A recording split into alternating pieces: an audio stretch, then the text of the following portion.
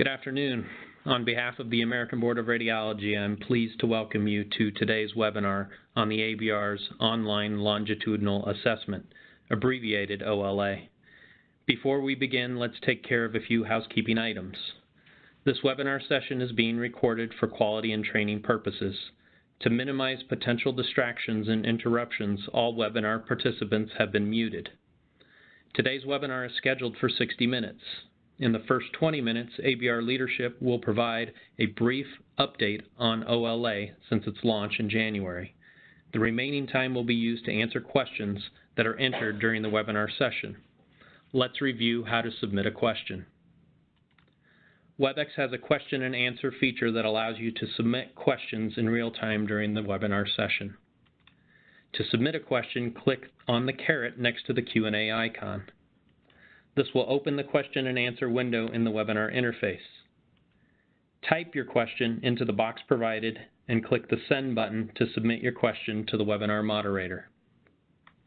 After your question is submitted, it will be displayed in the Q&A section. Remember, we'll answer as many of the submitted questions as possible in the time available at the end of the webinar session. Let me introduce today's speakers. Our speakers today are Brent Wagner and Vince Mathews. Dr. Wagner is the current ABR president and a private practice radiologist from Reading, Pennsylvania. Dr. Mathews is the current ABR president-elect and chair of radiology at the Medical College of Wisconsin. I'll hand it over now to Dr. Wagner. Good evening. As David said, I'm Brent Wagner. I'm in private practice in Pennsylvania. I'll go over the agenda briefly. We're going to be discussing some of the feedback we've received thus far regarding online longitudinal assessment. I'll turn things over to Vince at that point. We'll talk about some statistics that we've gathered thus far in our experience, and he'll talk a little bit about the clinical practice profile selections. I'll then talk about planned enhancements, but as David said, we'll finish up with what I think will be ample time for question and answers after this brief introductory presentation. We can go on to the next slide and discuss some of the feedback that we've been collecting thus far. We have over 10,000 comments received to date from you, the people who are taking the assessment, and that's over a question volume of well over 300,000 questions. We've received positive comments on question content, images, references, and the rationale. Some people have commented that maybe there aren't enough images to answer the questions. Others have thought that the amount of images provided was just enough. Image quality, as you might expect, ranges from good to bad, but in general, we've received favorable feedback in that regard as well. There's also been some clinical feedback based on the diplomate experience, and this really applies to individuals who have a practice pattern that doesn't exactly match what we were able to generate in our specific clinical practice areas, so the areas that you might select. And we're trying to fine-tune that and attempting to be as granular as possible, but acknowledging that it's almost impossible to duplicate every possible practice pattern throughout the country. We also have received comments about the proportion of clinical content within a given clinical profile area, and we're using that to adjust content moving forward. So if we feel a certain area has been overrepresented or underrepresented, then we'll use that to adjust the process as we move along in what, as you already know, is an online longitudinal assessment. We have received many comments that say this is fun and I'm learning something, which was gratifying to us because it took us a couple of years to develop this. We were very excited by the prospect of being able to do away with the every 10-year examination with all the stress and the inconvenience that it represented for people having to take time off from work and travel and sort of study for a burst of knowledge that really doesn't help in the sort of broad view of how we approach our clinical practice. So we were glad to see that people are valuing to some degree this process and saying that, yeah, they're being able to identify gaps in their own knowledge. And I, for one, actually look forward to the question showing up in my inbox once a week, and it gives me a chance to kind of assess my own competence in areas that encompass part of my practice. The last bullet here on this slide talks about the fact that many people have noted that perhaps we need more time to answer the question, and we are actively looking at that possibility This was tested actually and based on some data that we had about how long it took people to answer questions in our standard testing environment, and it was far less than 1 minute, and so we use as a default the 1 minute time period, acknowledging that some questions are more complicated and require more time. So we're actually looking at that question in response to the feedback we've received thus far. But at this point, let me turn it over to Vince, who's going to talk about the OLA statistics. Hi, good evening, everyone. Glad you're with us. So to this point, over 16,000 diplomates have answered at least one OLA question. That's about 85% of the total people in MOC. We continue to have new diplomates entering the system each month, and so we anticipate this will continue to increase. We've actually had over 350,000 OLA questions answered to date. As you'll see, there's a variety of practice profiles that you can choose, and people can change those at any time. Up to this point, only less than 10% have actually changed their practice profile, so they've been pleased with the choices to date, but we'll continue to monitor that. Less than 3% of all questions have been declined, and that's one of the ways that we've tried to make the system work so that it can be more granular and more tailored to your specific practice. For example, if you're a body imager but you don't read body MR, you get a body MR question, you can decline that. So that allows the OLA process to reflect your practice more accurately. We've asked everyone who is in the OLA process if they'd like to be one of the question raters, and to date, about 28% of the individuals who are answering questions are actually rating the questions too, and those ratings are used to actually determine the passing score. And we can talk about that more later if we like.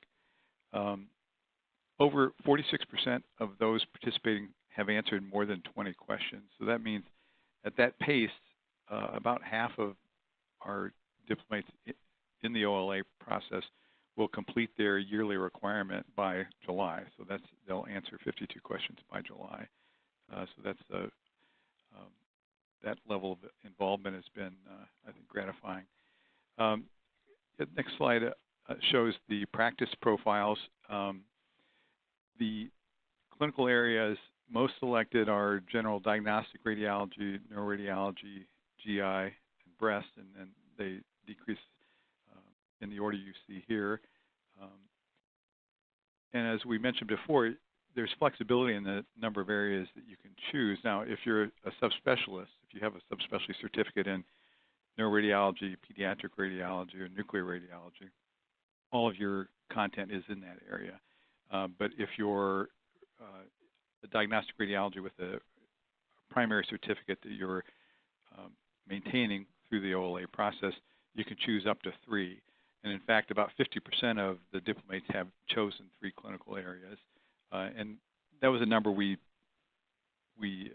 based that on surveys several years ago when we were doing the MOC exam. Most people do about 3 things primarily. But even in this group of individuals maintaining a primary certificate, about 30% of them do it in just one area. So they are relatively specialized, even though there's no subspecialty certificate in that area. And then about 20% choose 2 areas, so they get 50% content in 2 different areas. So I'll let Brent talk about our potential enhancements that we've discussed. Thanks, Vince. So a couple of these things I've already alluded to as we were talking about the feedback, and the first bullet there talks about allowing more time for selected questions. And as I said earlier, we're actively looking at that. We value the feedback that's been provided thus far, and this was never intended to be a speed examination. It's not designed to say we should be moving faster, and it's designed to let people be thoughtful. At the same time, the questions are really developed in order to represent walking around knowledge. So in other words, they're not things that we would think people would want to look up, and certainly we hope that no one is sort of getting help and asking a colleague to help out with the assessment, because the assessment is our own, meaning each individual should be answering the questions using what they bring to the hospital every day in terms of their knowledge base. So we're trying to kind of walk that balance, but at the same time, we realize that this is not intended to be a speed test. It's intended to be something where you consider the diagnostic options and you come up with the assessment the same way you would if you were reading a real case. The second point would be to consider introducing emergency radiology as a practice profile. And we have had some preliminary discussions about this with some of the stakeholders in this area, and certainly internally within the board itself. We think this would be a really great idea if we could move in this direction. We acknowledge that there are people whose practice is largely built around emergent or urgent examinations, and not around the extensive staging of gynecologic malignancy, for example. And with that in mind, to have cases that just aren't part of the practice profile doesn't make any sense. And we are attempting as much as possible to have practice profile selection match what people are actually doing in their professional lives. So with that in mind, we are actively considering this, lots of discussion going on. The hope is that we'll have this ready to roll out at some point in the future. I'm not sure exactly when that's going to happen, and there are some details still to be worked out, but we're optimistic that we'll be able to introduce in some way the idea of the selection of emergency radiology as an option for people moving forward.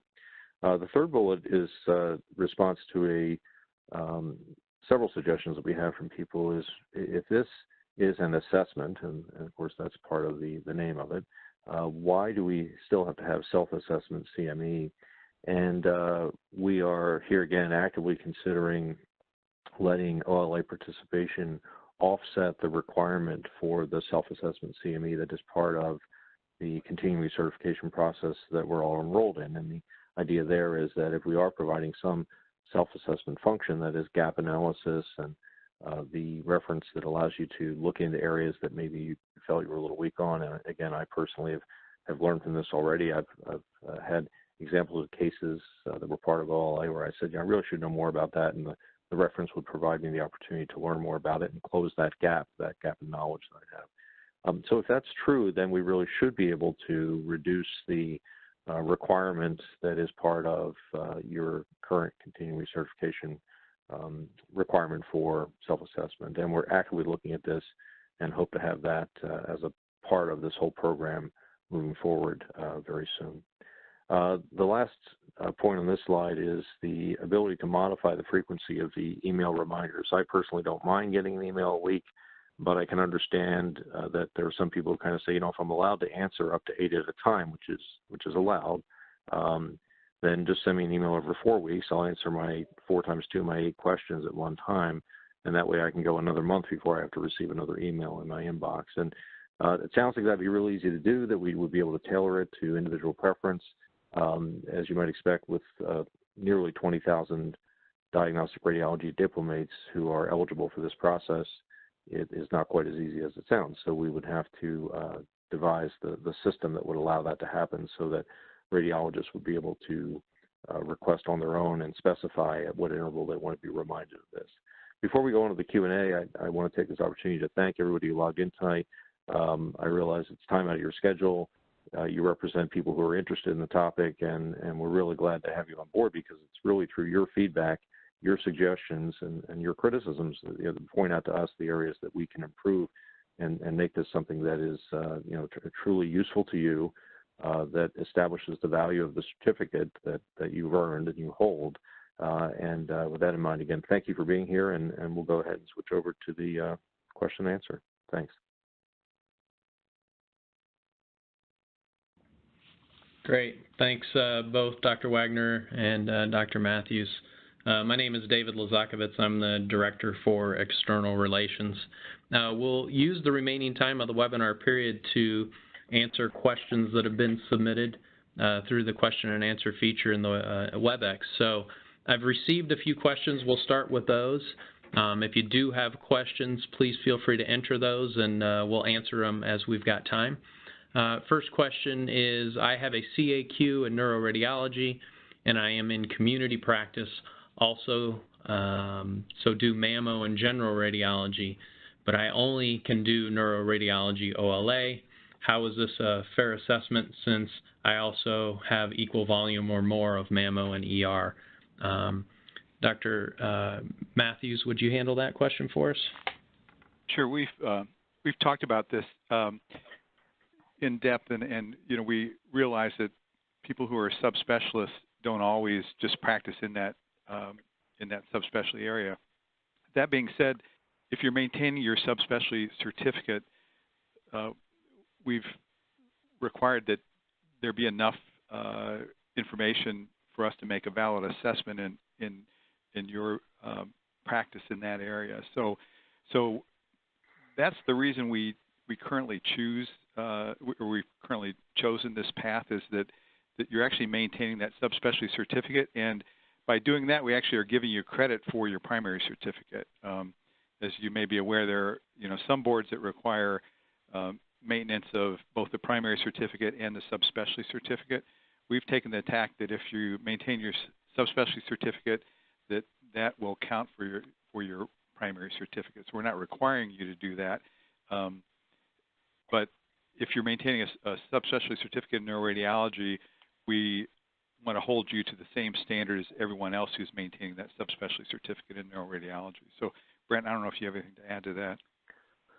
No, I think you said that extremely well. We're trying to make things less onerous for the diplomates and still maintain the rigor and the validity of that subspecialty certificate. And it's not a perfect process because I think the questioner raises a valid point. If in fact other areas are being practiced, where do we strike that balance between wanting to reflect the practice, but at the same time, as you said, maintaining the rigor and the requirement behind maintaining the certificate. So it's not a perfect system. I mean, unfortunately, I think to make it a perfect system, we'd have to do both. We'd have to have you maintain the subspecialty certificate and also say, okay, now tell us what your clinical practice area is. It kind of swings over into an area that people might consider onerous and more of a burden than it should be. And it's really just a question of striking that balance and trying to come up with something reasonable to issue a certificate that is credible to the public. Great, thank you. Next question is, what percentage of the OLA questions do I need to get correct to meet the criteria? Dr. Mathews, would you start with that one as well? Sure.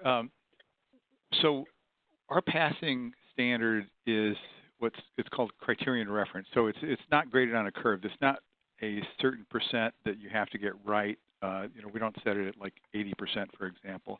It basically we use what's called an Angoff process, which is used by almost all the boards to set their standards. And what that does is there are a group of raters, and as I mentioned, all of you can participate in that rating system through the OLA process. In that rating process, you get a large number of people determine what percent of the minimally competent radiologists would get that question correct. So if you get 100 people who look at a question and 75 of them say that a minimally competent radiologist would get that question correct, then 75 is the number for that particular question. Now, for each individual, you'll have 200 questions before we actually make the assessment whether you're passing or not. So your unique 200 questions will each have a number assigned to them. So that number gets added up and averaged, and that's your number. So right now, based on the kind of overall experience of all of our questions to date, which again, this wouldn't apply to any one individual. That number is 68%, just to kind of get you to give you a feel for what that might be, and that ranges from a low of say 59% in MSK to 80% in ultrasound, for example. So that's kind of overall, but every individual is going to have a different number based on the specific questions that they answered. Hopefully that's clear. I don't know if Brent, if you have any amplification of that at all. No, I think that was a great synopsis of the Angoff process. It's a complicated process. We think it's psychometrically valid. It's been used for years. As you said, it's used by almost every other board, and And unfortunately, what it means is we can't tell people, here, you got to get X number correct, X% correct, because it depends on the difficulty of the questions they're going to get. But I think you get a pretty good ballpark figure about where they need to be. This is not you don't need a 90% or a 95% to pass. It's, it's designed to be reasonable, and it's actually scientifically developed as to what the passing standard should be. And this is actually the method that we have used for our written examinations since those went into effect back in the mid-2000s, early 2000s. So it's a process we have a lot of familiarity with and are comfortable that it is a valid process. Great, thanks. Next question. I have practiced IR for over 30 years with a CAQ and IR that I discontinued 2 years ago. My intention is to retire from full-time work in 2 years. Why should I maintain certification via the MOC program? And can I maintain certification by selecting one area of expertise, for example, IR? Dr. Mathews, you want to start on that one? Sure. I think participating in the MOC process basically tells the public that you're keeping up in your field. So any person can go to the ABR website or basically any board's website and look up to see what a person's status is. Now, I'm assuming you have a lifetime primary certificate. So if that's the case, then and you've already given up your time-limited IR certificate, you're not required to participate in OLA unless your particular hospital or particular practice requires it. But you can voluntarily participate, and as I mentioned before, that's telling the public that you're participating in this process to demonstrate that you're keeping up. And as I showed the practice profiles before, you could choose just one area. Even maintaining your primary certificate, you can choose one, and that could be IR. Now, you wouldn't be listed as maintaining an IR subspecialty certificate. You'd be listed as maintaining your primary diagnostic radiology certificate, but you can choose your practice profile. If that's all IR, that's fine. Great, thank you. Next question is, can we answer more than 52 questions? Dr. Mathews? You can. Yeah, you can answer all 104 questions every year if you like. There's really no penalty. What that means is you're going to reach a summative decision more quickly. If you answer 52, it's going to take about 4 years because we need to get to about 200 questions before we make a true summative decision on whether or not you're meeting the standard. So if you answer 104, then you're going to reach that within 2 years. There's certainly no penalty because once you reach the 200 questions, it's going to be a rolling 200 questions for that, until you're, as long as you're in the OLA process. So you certainly can do that. Yeah, so far we've gotten feedback from at least some people who unsolicited kind of said they intend to continue it as much as they can, just because they feel they're getting some value back out of it anyway. And as Vince said, if there's no penalty, it's almost an educational exercise. And obviously, once you get to the 52 for a given year and you miss a few weeks, it doesn't matter. But we have had that feedback that people say, why not answer as many as I can. But as you say, there's no penalty, nor is there any special advantage to doing it as far as the scoring system. It's really the advantage is just whether or not you value the opportunity to see different questions and get a chance to look at the rationale and identify those gaps that you might have in your practice. Great. Next question. Let's send this one to Dr. Wagner. I primarily read only X-ray via teleradiology. How can I participate? Yeah, that's a difficult question because we don't have it gets back to what I was saying. It's really difficult to craft a set of content that will match everyone's practice profile. And if, for example, if you're reading predominantly chest radiographs via teleradiology, then in theory you could select the chest module, for example. We don't call them modules anymore, but the chest content, and and decline the things that aren't radiographs. Unfortunately, as you might expect, you quickly would run into CT, especially CT, that would be outside of your current practice profile. So we don't have a specific way to do that. I think it. I know for people taking general, and I'm one of the people actually taking general content. A lot of it is radiographs, but a lot of it is not. And because we don't really have a crafted module, it would require that you actually would have to know some areas beyond that. But that said, if we saw that there was a demand for this, meaning a large number of people who were doing it, we potentially could look at that. I don't think that is a practice profile that would be amenable, really, because it would be most unusual, I think, and we've not gotten that feedback. But I'll go ahead and pass that along, and we'll see if we have an opportunity to do that moving forward. It's just that there are limits to how sort of specifically you can get to individuals, and as it is now, as Vince mentioned, we have the different clinical areas that are selected. We have 236 combinations, and some of those are literally 10 or 15 people out of close to 20,000 who have selected a given set of content of 3 different areas. And with that in mind, we feel we're being actually fairly granular. But to get it to the next level, to kind of say, if someone said, all I do is musculoskeletal MRI, or all I do is radiographs, or all I do is barium work, we struggle with trying to create meaningful assessments that are that focused and that narrow. I hope I answered that question. I realize it's a challenge because we can't match everyone's practice profile exactly as it exists. Yeah, and the issue is that with very small populations, if we don't have enough people in an area, we can't really make a valid assessment. So if we only have 50 people in a particular area, we really can't make a valid assessment. So we need a certain number of individuals who are in that group. And so, as Brent said, if there are a lot of people who would like to do just plain films, we can look into that. But to date, that's not been an area that people have really talked about. It's been more the emergency radiology and those sorts of things. So. Great. All right.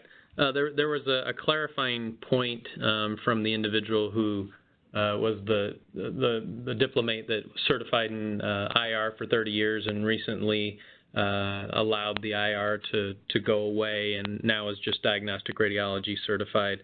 That individual is a lifetime certificate holder in diagnostic radiology. So the clarifying question is, are you saying that I'm listed as participating in MOC by just selecting one area of expertise or one clinical area? So I can actually address that one. That's kind of a operational question. And the answer to that is yes. So if you are a diagnostic radiologist, you are able to select just one clinical profile area.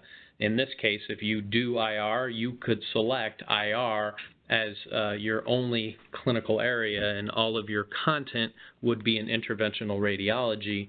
And again, because you're enrolled in MOC and participating in OLA, you would be listed as such. So hopefully that answers that question from that individual.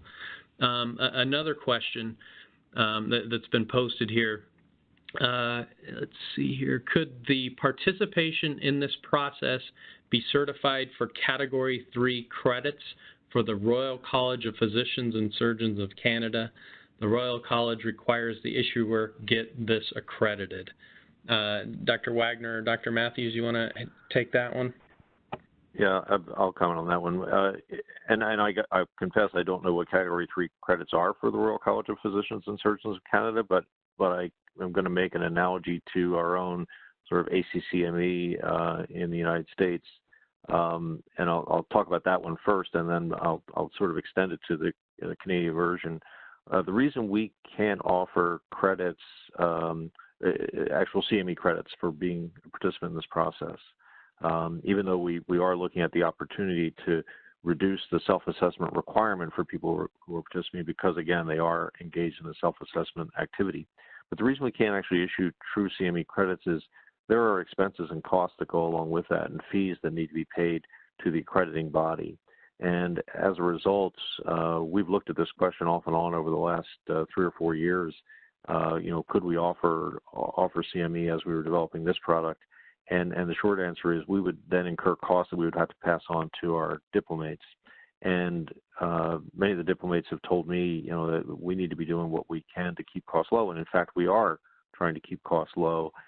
So with that in mind, we kind of said, let's leave the CME activities to the people who do that, and that would be, your journal subscriptions and your societies. They do it very well. I think they generally do it in a really reasonably cost-effective way. And the American Board of Radiology does not want to kind of get into that space because that, again, would incur costs that we would then have to pass along as fees. So I'm going to assume that the Canadian process is similar, meaning that there would be requirements that would at least represent some increased costs for the American Board of Radiology. But that said, we can look at this and see, and if this is something very easy to do, we can certainly consider that. My gut tells me that, without knowing anything about this, the first I've really heard of this, that there would be challenges and that it would mean either extra staff or extra processes for us in the office to be able to issue these credits, because we then have to pass sort of the requirements of that body to make sure that we're accredited and issuing valid credits in that regard. Does that make sense, Vince? I'll ask you to comment as well. Yeah, no, that makes sense. I don't have anything to add to that. Thanks. Great, thank you. The next question is, some questions have come through without a visible image. Are those questions automatically tossed out until fixed? If you have a question like that, you should contact the ABR, and we'll have the number and email up here at the end of this discussion. But you contact the ABR and let them know you had a technical problem, and they will remove that question from your pool. But you need to tell us that, because we don't automatically know that that's happened. Now, there are some questions that are just knowledge questions that don't have images. But if you have a question that clearly should have had an image with it, and the image didn't show up, please let us know, and we'll correct for that. Perfect. Next question. What will happen if the minimum requirements are not met after 200 questions have been answered? Dr. Mathews, you want to take that one? Sure. So if at 200 questions, when you reach 200 questions, what we do is we make a summative decision at the annual look back. So those are at the beginning of March every year. So March of, say 4 years from now, when you've reached your 200 questions, if you're not meeting the standard, then your status, your MOC status will change from meeting MOC requirements to not meeting. But it won't, you're still certified. Then if you improve your performance through OLA and meet the standard shortly after that, then your status would then change back to meeting. So downgrades only occur at the time of the annual look back, but upgrades can occur at any time. Now, say you're not improving enough to meet the threshold, the passing standard, and you see that you're not going to be able to do that in the near term, then at that point you're going to have to register to take an exam, and the exams are offered in the fall. So there'll be some deadline. We'll have to figure out when that is. It probably would be by early to midsummer that you're going to have to say, I'm going to have to take an exam, and at that point you register for the exam.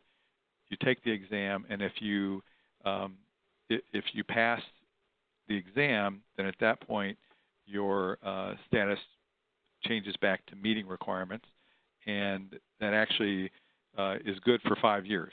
So you can continue on the OLA process, and hopefully within the 5-year period you're meeting that standard. But the requirements are that you're either at the annual look back, you're either meeting the standards through OLA, or you've passed an exam in the last 5 years. Now, I saw there was a question somebody asked about their subspecialty certificate that they dropped it 2 years ago before OLA started. The third requirement is that you must have been meeting MOC requirements by March of 2017 to maintain your certificate or to enter into OLA. So if you, as of March of 2017, you had not maintained your certificate, whatever that certificate was, whether it was a primary or secondary, then you actually do still need to pass a written exam, a computerized exam. Great, thank you. Another question is, who formulates the questions? Dr. Mathews or Dr. Wagner? I think either of you could handle that one. I can start off with that one. We have committees of more than a dozen people for each of the major content areas. So whether it's gastrointestinal or genitourinary or neuro, these questions go through a very rigorous vetting process where it is written first by one radiologist. It's a mix of private practice and academic radiologists. And then a second review takes place before it goes to committee. So already we sort of have three entities that have seen it. The original writer would write it, the then reviewer goes over it, and then it gets to committee itself. And then the committee has an opportunity not only to see it the first time it's approved, but also to see it at the time when it is released for distribution. So at a minimum, 4 steps or 4 iterations are looked at in order to have the question be sort of validated and considered credible for the examination. And the criteria they're looking for are high image quality, but also relevance to clinical practice. And you'll notice that in the OLA, those of you who are participating already have seen that as, you're asked to comment on, is this relevant to my practice? And certainly if your practice area is a little focused, you're not going to be able to say that. But I think for a lot of people, if you selected gastrointestinal, I would hope that if a gastrointestinal case is shown, that you say, yeah, this is something that I should know and that I might see in my day-to-day practice.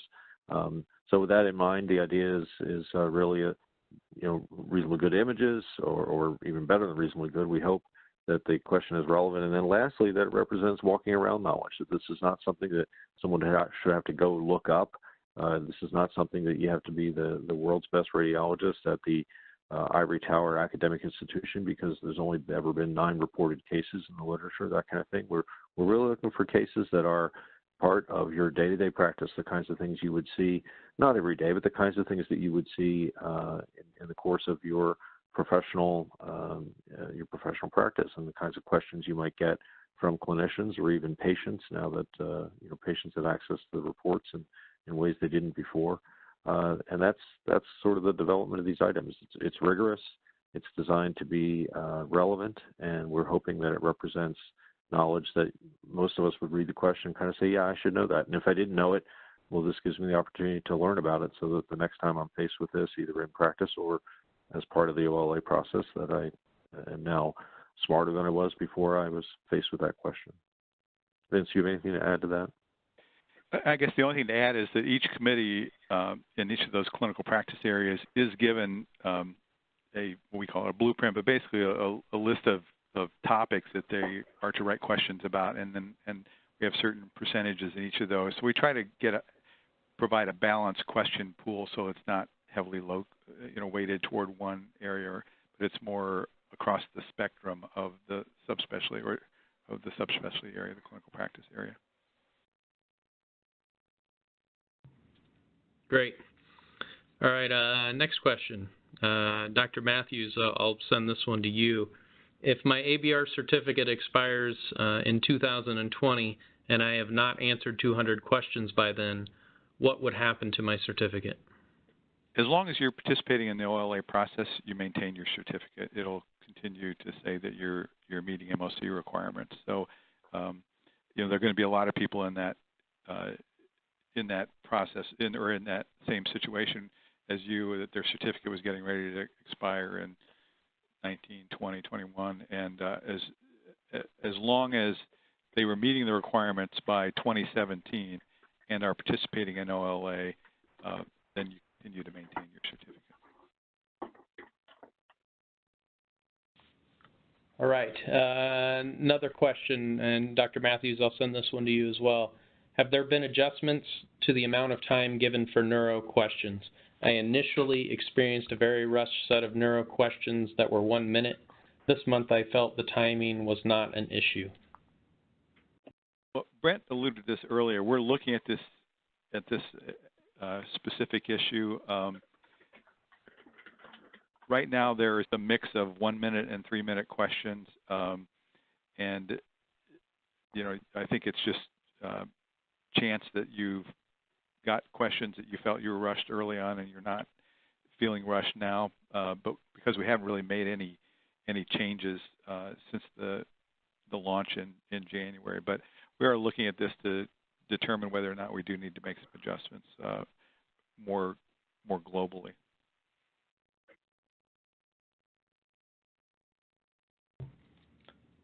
Great. Another question, it's related to declines. I'll send this one to Dr. Wagner. I've seen a decline feature when answering questions. How exactly does that feature work?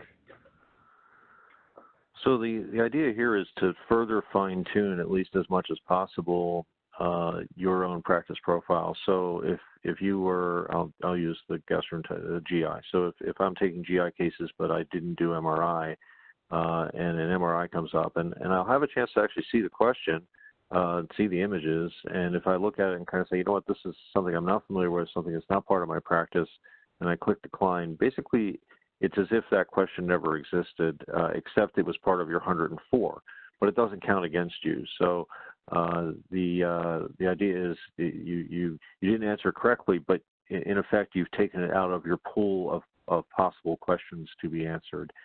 No penalty. It basically just it doesn't count against you when we're trying to come up with the assessment after 200 items. It doesn't get you any closer to your 200 items either, but at the same time it allows you to, without penalty, say that question doesn't represent my practice. I'm going to go ahead and decline. And it can be nuanced because for many of us, maybe you might see an MRI that you say, well, I know what that is. That's something I'm familiar with. I've run into that before, whereas maybe it's a little off the beaten path, and you say, I don't do enough MRI, that helps. And that's been the biggest example. I don't want to pick on that one, but that is probably the area where we see that the most. I think we also see it a little bit in when cardiac questions show up as part of chest content, et cetera, that the idea that, how much do we need to know within our given focused area, and can we acknowledge that, that my practice does not cover absolutely everything. So I hope that answers the question. The idea merely is that you won't be penalized by saying, I'm going to skip this item and I'll wait for another item in the future to get me to my 52 items per year. And you have the opportunity to decline 10 per year, and actually the area that we've seen the most declines is in general diagnostic radiology, which we sort of would expect that there's some heterogeneity in that group of people. Particularly there's some that say that, well, I don't do neuro at all, so if a head CT shows up, they can decline that question. But right now we've set it at 10 per year. We'll continue to monitor that and see if that's the right number, but that's roughly 10% of the opportunities you can decline it. We thought we'd start there, but we'll continue to monitor that. There's a follow-up question about declines, and it was about the number of declines and can that be increased, and I think, Dr. Mathews, you just addressed that. The secondary part of that question was, is there a possibility that the computer could understand what types of content that I've declined so that I don't get that in the future, like mammo or prostate MRI or something like that? Well, let me address that. For one thing, mammo shouldn't be showing up, at least if I recall the design is. The only way mammo could show up is if you requested breast as part of your clinical practice area. And Vince, you'll have to correct me if I'm wrong about that, but I think we decided to do it that way, that basically if you didn't request breast, you shouldn't be shown a mammogram. For example, I don't read mammography, but I selected general, and at least so far I've not been given one because I think we excluded that. Prostate MRI is a good example, though. So if you select a genitourinary but you don't do prostate MRI, you would have to do a decline. But I'm going to jot that down as maybe an area for improvement, because you decline, we might say, well, one doesn't change anything, but when you decline that second prostate MRI, should we have the system be smart enough to adapt and kind of say, okay, this person has identified themselves as someone who doesn't do this, and can we modify that? So I'm just going to jot that down. And as we consider this an evolutionary process that we're constantly looking at, and how do we make it better? And the good news is, because it's not static the way the annual exams were, we have opportunities to make these adjustments. So I'm optimistic we can do that. But let me go and jot that one down, because that's an interesting and intriguing thing. That could we have the system adapt to users and kind of say, well, if you're repeatedly declining that, we're going to go ahead and just take it out of your profile. And I'm not sure that can be done or not, but I think it's worth some discussion. Yeah, I agree. I think that would be something that we would, hopefully the algorithms could take into account. But you're right. The general diagnostic radiology doesn't include breast. It's GI, GU, MSK, neuro, and thoracic are the 5 content areas that make up the general radiology. Great. Next question. Would it be possible to have a tab with a running history of our prior questions? My history tab only shows the last several cases I've completed. Would be useful to review questions as well as to see which questions were answered incorrectly or correctly. Dr. Mathews, you want to take that one? Yeah, your history should actually maintain your last 200 questions. So if you're not seeing all the questions you've answered, please contact the ABR, and we need to look into that and find out why you're not, because that's our intention, is that you will be able to review your history. You can sort them by those that you got right, those you didn't get right, but those that you were very confident in, those that you were not very confident in. So we have tried to make it useful, and that you can sort of slice and dice it in different ways, so you can spend your time reviewing questions that are most pertinent to you. Great. Another question. How can I better prepare for the OLA questions? Are there any resources that I can look up? I do teleradiology, and 90% of my cases are plain films, and mostly are urgent care cases.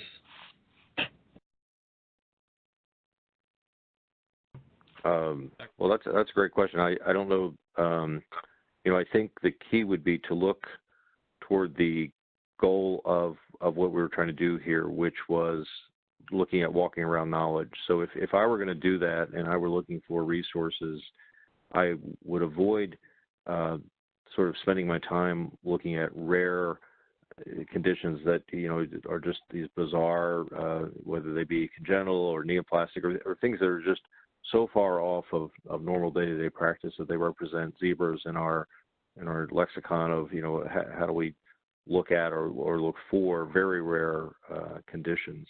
And if I were going to take an area where admittedly you're going to have to kind of expand what you do, because the assessment is not going to be targeted exactly to what you do, but it's going to be close, the idea would be to, I suppose, study those things that are apt to show up as the kinds of cases you might see in day-to-day practice, but also represent, as I said earlier, walking around knowledge. The idea that these are things I won't have to look up because they are common enough in my day-to-day work to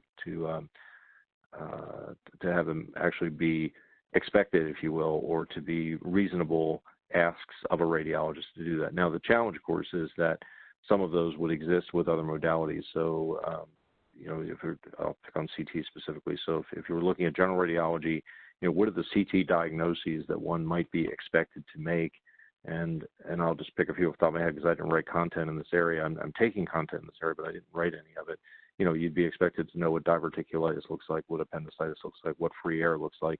On a CT scan, for example, what does a colon cancer look like as opposed to diverticulitis? These kinds of things that would be part of routine practice that you can't just run off and look up when it comes through. So I suppose if, in a broad way, and I'm sure that's not a very satisfactory answer, the idea would be to, if you're looking to study in areas or look into areas or read about things, it would be things that are common diagnoses that one would see in sort of common everyday practice. Vince, can you add to that? No, I think you answered it well. I mean, this, the question about 90% of your practice is plain films. I mean, the second person who said they're mostly doing plain films. We'll monitor that and see if that's the need. But at this point, as Brent said, general radiology is probably the closest thing that would fit your practice, but it is going to include cross-sectional imaging.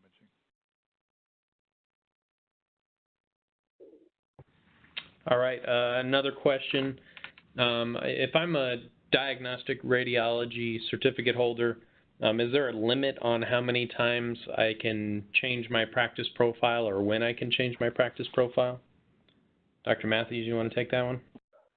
There is no limit, and you can change it anytime you want. You can, when you log into the dashboard, you can just go to your practice profile and change it as often as you like, and it'll make adjustments to the algorithm based on what you currently have chosen.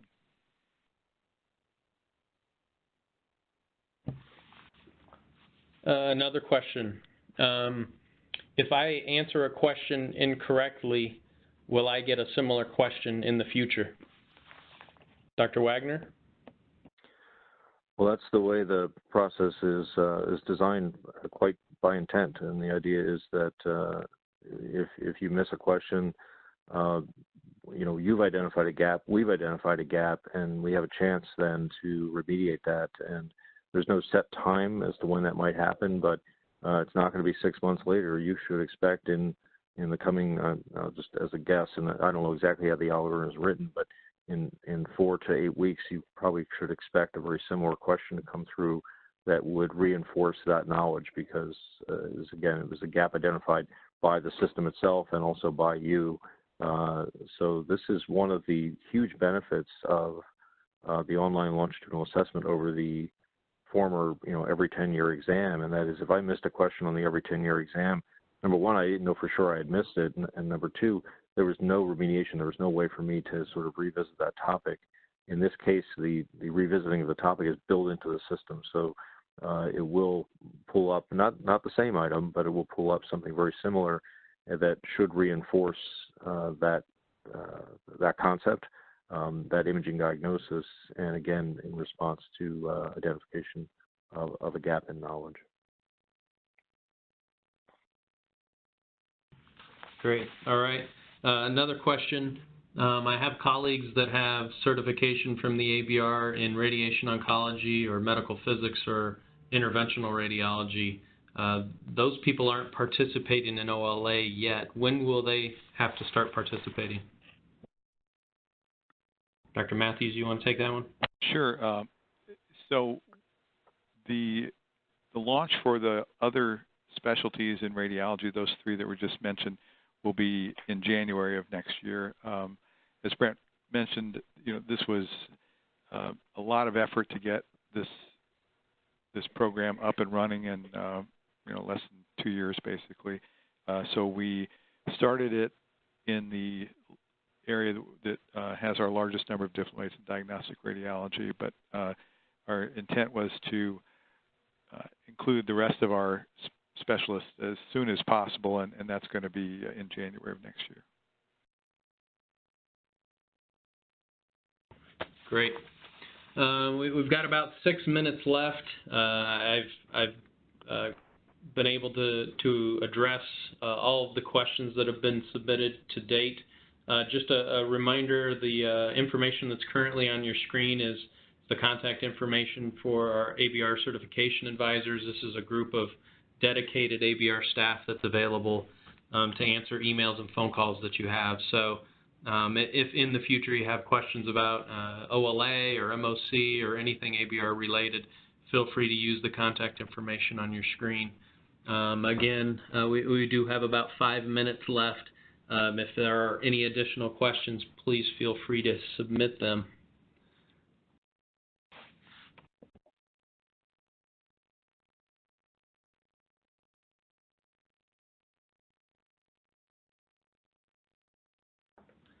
All right, well, not seeing any. Dr. Wagner, Dr. Mathews, any closing comments?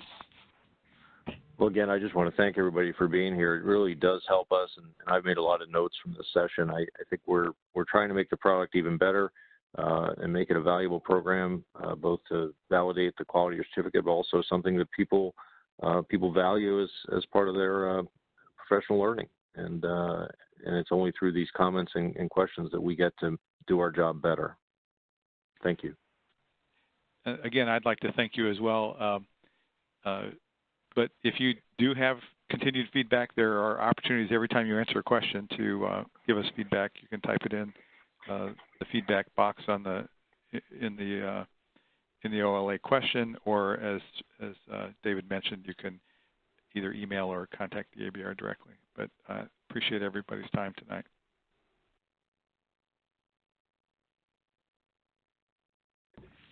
Great. Thanks to you both. And just to reiterate, thanks to everybody that's joined. If you have colleagues that you feel may be interested, we are actually doing one additional webinar. It's April 30th, and it's at noon Eastern Time. Please encourage them to go ahead and register for the webinar using the same link that you registered with.